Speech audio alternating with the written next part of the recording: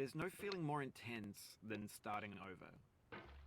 If you deleted your homework the day before it was due, as I have, or if you left your wallet at home and you have to go back after spending an hour in the commute. If you won some money at the casino and then put all your winnings on red but it came up black. If you got your best shirt dry cleaned before a wedding and then immediately dropped food on it. If you won an argument with a friend and then later discovered that they just returned to their original view. Starting over is harder than starting up. If you're not ready for that, like if you've already had a bad day, then what you're about to go through might be too much. Feel free to go away and come back. I'll be here.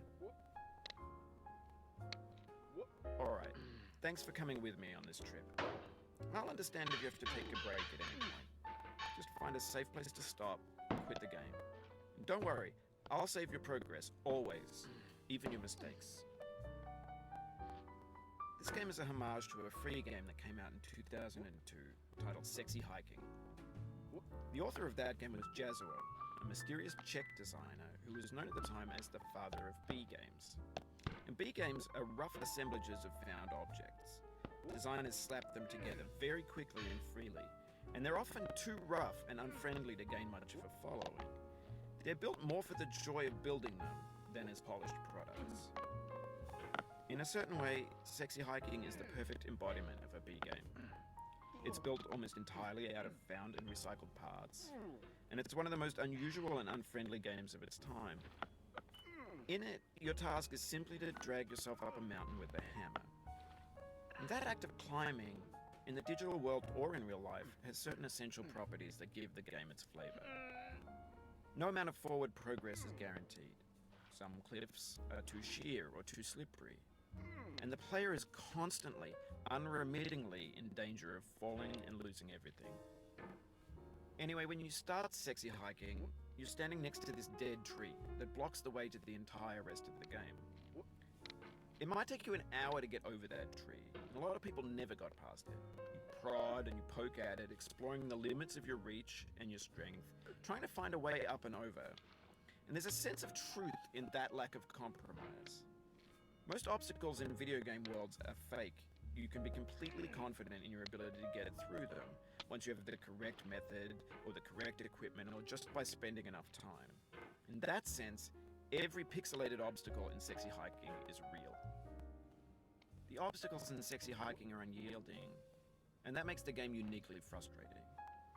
But I'm not sure Jazuo intended to make a frustrating game. The frustration is just essential to the act of climbing, and it's authentic to the process of building a game about climbing. A funny thing happened to me as I was building this mountain.